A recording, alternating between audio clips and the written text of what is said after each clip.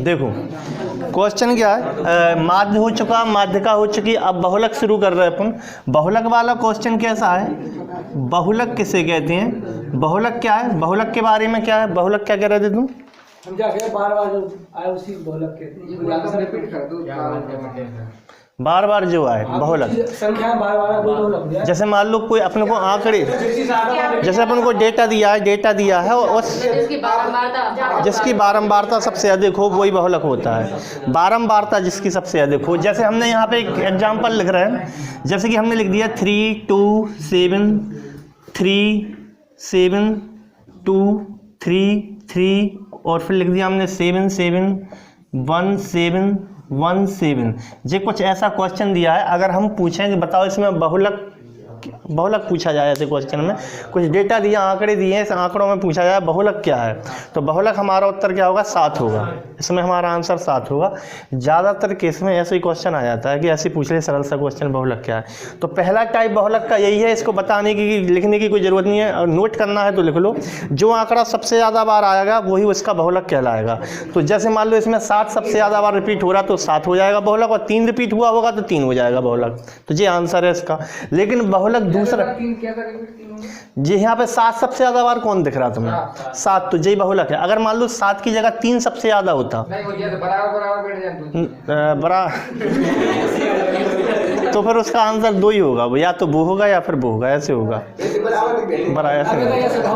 वैसे तो हुआ नहीं है, लेकिन फिर भी होने को कुछ भी हो सकता, तो वही फिर दोनों होंगे उसके बहुलक। इसमें देखो ठीक है, इसमें अपन क्या, दूसरा टाइप कौन सा है, वर्ग अंतराल पे आधारित। इसको छोड़ दें, क्वेश्चन कर लोगे, एक क्वेश्चन जरूर लिख लेना, जैसे ये क्वेश्चन लिख लो, इसमें बहुलक बताओ, ऐसा करके लिख लो, आंसर होगा इसका 7, और लिख लेना जो सबसे ज़्यादा बार आता है वही बहुलक कहलाता है। डेटा में, आंकड़ों में जिसकी बारंबारता सबसे अधिक होती है वही बहुलक कहलाता है। क्वेश्चन अगला जो टाइप है वर्ग अंतराल पे आधारित, वो है थोड़ा दिक्कत देगा जो। चलो देखो सवाल में क्या है, दूसरा टाइप क्या है, ये बहुलक निकालने के लिए जब बारंबारता वो मतलब क्या दिया, ये दिया हो क्या, वर्ग अंतराल दिया हो। दूसरा वाला टाइप है, आंकड़े तो दिए हैं, बारंबारता तो दिए ही है, लेकिन उसका वर्ग अंतराल दिया। तो 0 से 10 की बारंबारता कितनी है, 3, 10 से 20 की 4, 20 से 30 की 2, 30 से 40 की 6, 40 से 50 की बारंबारता 8 है, और 50 से 60 की 5 है। बहुलक ज्ञात करो। बहुलक की पहचान होती है कि जिसकी बारंबारता सबसे ज़्यादा है वही बहुलक होता है, लेकिन ये सबसे ज़्यादा बारंबारता 8 है, तो ये जो कहलाएगा 40 से 50, ये बहुलक वर्ग कहलाएगा। ये जो तुम्हारे सामने दिख रहा है ये वाला पोर्शन, इसे कहा जाएगा बहुलक वर्ग। बहुलक वर्ग, ये है बहुलक वर्ग।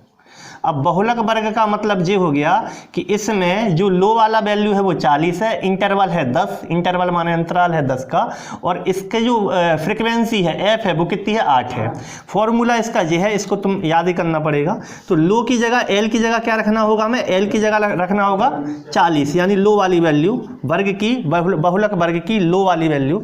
और दूसरा क्या है, F0। अच्छा F0 क्या है, फ्रीक्वेंसी F0 लिखा है, F1 लिखा है, F-1 लिखा है। अगर F0 लिखा है तो बहुलक वर्ग की आवृत्ति है, और F-1 लगा है तो पिछली वाली आवृत्ति है, और F1 लिखा है तो आगे वाली बारंबारता है, आगे वाली फ्रीक्वेंसी है। अब अपन सवाल कैसे करें, F0 का मतलब तो वही वाली हो जाएगी 8 हो जाएगी, F-1 पिछली वाली हो जाएगी 6 हो जाएगी, 2F0 यानी 2 × 8 हो जाएगी, माइनस F-1 है यानी कि 6 हो जाएगी, और माइनस F1 यानी आगे वाली हो जाएगी। ये तो F0 हो जाएगी, ये हो जाएगी F-1, ये हो जाएगी F+ वाली 1। तो ये फॉर्मूले में F1 है, तो F1 की जगह क्या लिख दो, 5 लिख दो, और इंटरवल 10 का है तो 10 लिख दो। इसको करेंगे अपन सॉल्व, तो सॉल्व करने पे आंसर ही बोल दो, कोई नहीं किया हो, 44 आ रहा होगा, इसको सॉल्व करके देख लो। तो मतलब माध्य का बहुलक हो गया। अब अपन पढ़ रहे हैं आगे, रेंज मतलब परिसर मतलब क्या होता है, परिसर माने होता है रेंज, इंग्लिश में रेंज बोलते हैं। इसका फॉर्मूला है मैक्सिमम वैल्यू में से मिनिमम वैल्यू निकालना है, यानी अधिकतम सबसे बड़ी जो संख्या है उसमें से छोटी संख्या को माइनस करना है। तो क्वेश्चन कैसा होता है, 3, 2, 8, 12, ये कई सारी संख्याएं दी रखी होंगी, वो कहेगा इसकी परिसर बताओ। तो मैक्सिमम क्या है 20 और मिनिमम क्या है 1, तो इन दोनों का डिफरेंस ही रेंज कहलाएगा। इन दोनों का अंतर कितना है वो परिसर कहलाएगा। परिसर बराबर हो जाएगा 20 - 1 19, यही रेंज है इसकी। तो मैक्सिमम और मिनिमम का अंतर कहलाएगा। अगला क्या है, कौन सा टॉपिक था अगला अपना, विचलन, प्रसरण, और एक क्या है मानक विचलन। ठीक है, मानक विचलन लिख रहे हैं हम। देखो मानक विचलन, ये 3 टॉपिक देखियो एक बार। एक तो मानक विचलन है पहला, इसका क्या होता है फॉर्मूला सिग्मा डी स्क्वायर अब बटे में एन। तो डी किसे कहते हैं, सिग्मा माने तो टोटल होता है, टोटल करना है डी स्क्वायर का, डी सारे डी स्क्वायर का टोटल करना है। जो डी स्क्वायर होता क्या है, डी किसे कहते हैं, तो डी माने विचलन होता है। विचलन किसे कहते हैं, आंकड़ा माइनस माध्य। जैसे मान लो बहुत सारे आंकड़े दे दिए ऐसे करके 1, 2, 3, 4, 5, तो इसका माध्य क्या है 3। तो 3 को इसमें से घटाओगे, इसमें से इसमें से इसमें से, तो वे सब क्या डी बनेंगे। उनका वर्ग कर दोगे तो डी स्क्वायर बनेंगे, और डी स्क्वायर को जोड़ दोगे तो सिग्मा डी स्क्वायर बन जाएगा। और बटे में एन जो है वो एन टोटल नंबर है, 1, 2, 3, 4, 5, 5 का भाग दे दोगे, ऐसा है उसमें। तो सवाल देखो अभी अपन कर रहे हैं, इसका मानक विचलन का फॉर्मूला है सिग्मा डी स्क्वायर बटे में एन, और जहाँ डी क्या है, डी विचलन कहते हैं। विचलन बराबर आंकड़ा माइनस माध्य होता है, हर आंकड़े में से माध्य का अंतर करोगे तो वो डी आएगा। दूसरा फॉर्मूला प्रसरण का है, प्रसरण को विचरण भी कहते हैं, विचरण, और ये अलग है विचलन, विचरण भी कहते हैं प्रसरण को। प्रसरण बराबर होता है मानक विचलन का वर्ग, यानी ये कवर हट जाएगा, बस अंडर रूट हट जाएगा और कुछ नहीं। लास्ट जो ये वाला जो फॉर्मूला रहता है विचरण गुणांक का, इसको कहते हैं मानक विचलन बटे माध्य गुणे में 100। तो इस ये वाला जो क्वेश्चन लिखा है, इसके तीनों क्वेश्चन अपन सॉल्व कर रहे हैं इसका। तो पहला वाला क्या है, मानक विचलन ज्ञात करना। मानक विचलन कैसे ज्ञात होगा इसका, 10, 11, 9, 11, 9 का मानक विचलन, प्रसरण और विचलन गुणांक ज्ञात करो। पहला वाला सॉल्व किया अपन ने। मानक विचलन निकालने के लिए जो फॉर्मूला तुम्हें लिखा है ऊपर देखो, मानक विचलन निकालने के लिए तुम्हें टोटल चाहिए सिग्मा डी स्क्वायर का।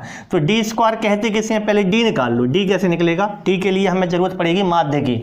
तो माध्य क्या आ रहा है इसका, 10 आएगा। माध्य आ रहा है आंकड़ों का योग बटे आंकड़ों की संख्या 10 आ रहा, माध्य 10 आ गया। अगर माध्य 10 आ गया तो हमें जरूरत पड़ने वाली है डी की। तो डी जैसे हमने निकाला तो 10 में से 10 गया 0, 11 में से 10 गया 1, नहीं काय को प्लस कहिए, 9 में से, सही है ना, आंकड़ा माइनस माध्य, 9 में से 10 गया माइनस का 1, 11 में से 10 गया 1, 9 में से 10 गया, 9 में से 10 गया माइनस का 1। अब करोगे डी स्क्वायर, अब करोगे डी स्क्वायर, तो डी स्क्वायर क्या होता है, 0 का वर्ग 0, 1, 1, 1, और जे भी क्या है 1। तो जोड़ दो इसको, सिग्मा डी स्क्वायर हो जाएगा। सिग्मा डी स्क्वायर क्या हो जाएगा, जोड़ दो सबको, 1, 2, 3, 4, 4 हो जाएगा। लेकिन हमें क्या चाहिए, सिग्मा डी स्क्वायर बटे में एन। तो ये सिग्मा डी स्क्वायर बटे में एन करोगे तो ये हो जाएगा, मानक विचलन का फॉर्मूला रख रहे हैं, मानक विचलन बराबर हो जाएगा, विचलन बराबर हो जाएगा अंडर रूट में 4 और बटे में क्या आ जाएगा 5। 4 का वर्गमूल 2 होता है, 5 का नहीं होता है, तो ऐसे लिख दो। ठीक है, इसमें से ये आंसर हो गया। दूसरा वाला क्वेश्चन अगर सॉल्व करोगे, दूसरा वाला ये पहला था, और अगर दूसरा वाला सॉल्व करोगे प्रसरण वाला, तो केवल यही वर्ग हो जाएगा। क्या हो जाएगा, 2/√5 का प्रसरण क्या होता है, प्रसरण का फॉर्मूला मानक विचलन का वर्ग है। तो प्रसरण बराबर हो जाएगा मानक विचलन, यानी 2/√5 का केवल वर्ग करना है तुम्हें, तो 4/5, ये आंसर हो जाएगा। तीसरा वाला क्वेश्चन क्या है, विचरण गुणांक ज्ञात करना है। तो विचरण गुणांक में अपन को विचरण गुणांक में अपन को क्या करना है, इसमें मानक विचलन को रखना है ऊपर और बटे में रखना है माध्य। तो 2/√5 है, इंटू में माध्य क्या है, माध्य है 10, हाँ 10 ही निकला था, इंटू में क्या है 100। तो 1 0 से 1 0 काट दो, और बटे में √5 का परिमीकरण करना है तो कर दो, ऑप्शन पर निर्भर करेगा कि उन्होंने ऐसा ऑप्शन दिया है या फिर परिमीकरण करके दिया है। तो अपना आंसर हो जाएगा 2 × 20/√5। तो √5 का परिमीकरण कर देना, तो अगर ऑप्शन में हो परिमीकरण तो ये आंसर हो जाएगा। ठीक। ये वाला वाला ये सीधा चलो देख रहा है, 1 मिनट देखो। ये जो 3 फॉर्मूले तुम्हारे सामने लिखे हैं, पहले तो ये याद होने चाहिए, फिर ये सवाल कर रहे हैं तुम। फॉर्मूले क्या हैं? फॉर्मूला पहला है बहुलक बराबर 3 माध्यका माइनस 2 माध्य। अगर अकेला ये फॉर्मूला भी याद है तो काफ़ी हद तक काम बन जाता है, काफ़ी हद तक। और ये 2 फॉर्मूले ये काय में रिश्ता है? माध्यका माध्य और बहुलक में, 3 में रिश्ता है, माध्य माध्यका बहुलक में। तीनों फॉर्मूले रिश्ता दिखा रहे हैं, संबंध दिखा रहे हैं माध्य माध्यका बहुलक में। बहुलक बराबर 3 माध्यका माइनस 2 माध्य, माध्य बराबर बहुलक प्लस 3 इंटू माध्य माइनस माध्यका, माध्यका बराबर बहुलक प्लस 2/3 माध्य माइनस बहुलक। क्वेश्चन है यदि बहुलक और माध्यका के बीच अंतर 2 है तो माध्यका और माध्य के बीच अंतर ज्ञात करो। तो हमने देखा कि दिया क्या है सवाल में, दिया है सवाल में क्या दिया है, ये दिया है बहुलक और माध्यका का अंतर, बहुलक माइनस माध्यका, इनका अंतर कितना दिया है? बराबर 2। और पहला फॉर्मूला अगर अपन फिट करें तो पहला फॉर्मूला है, चूंकि हम जानते हैं कि बहुलक बराबर होता है 3 माध्यका माइनस 2 माध्य। तो यहाँ से बहुलक बराबर क्या है? बहुलक बराबर माध्यका को इस तरफ पहुँचा दूँ तो 2 प्लस माध्यका है, तो बहुलक की जगह हम रख रहे हैं 2 प्लस माध्यका।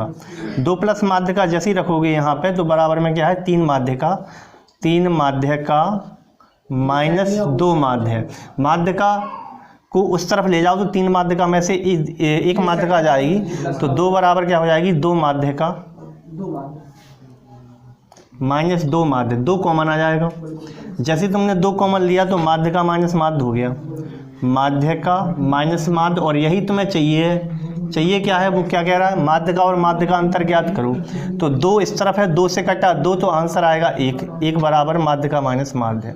यही आंसर है, 1 बराबर माध्यका माइनस माध्य, जो चाहिए उसी में सही है। एक बार ये फॉर्मूले और कोशिश करना कि याद हो जाए, क्योंकि यहाँ से अगर सवाल आया तो डायरेक्ट ऐसे आएगा कि फिट करो आंसर निकालो, जल्दी आंसर आ जाएगा। है पहला तो याद हो जाएगा, पहला तो हो जाएगा यार, सही बात।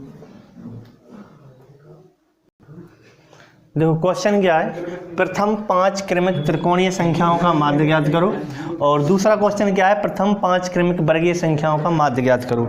माध्य ज्ञात करने में कोई टेंशन नहीं है, माध्य तो कोई भी ज्ञात कर लेगा, लेकिन दिक्कत यह है कि त्रिकोणीय संख्याएं होती क्या हैं, त्रिकोणीय संख्याएं होती क्या हैं। तो सबसे पहले क्वेश्चन नंबर पहला कर रहे हैं।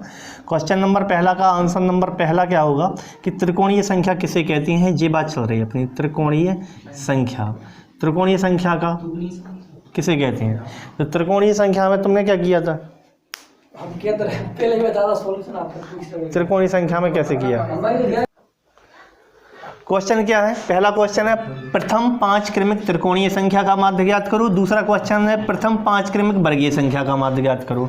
तो माध्य, ये जो त्रिकोणीय संख्या लिखी है, ये त्रिकोणीय संख्या क्या होती हैं, इसकी सीरीज याद रखना कि पहली संख्या 1 है तो अगली संख्या होती है 1 से शुरू होती है। त्रिकोणीय संख्या 1 से शुरू होंगी, अगली संख्या +2 हो जाएगी, फिर अगली संख्या +3 हो जाएगी, फिर अगली संख्या +4 हो जाएगी, फिर अगली संख्या +5 हो जाएगी, अगली संख्या +6 होगी। लेकिन हमें 5 संख्याएं चाहिए, तो इसका मतलब हो जाता है 1, 3, 6, 10, 5। इसका तुम्हें माध्य चाहिए। तो माध्य क्या होता है? आंकड़ों का योग बटे आंकड़ों की संख्या।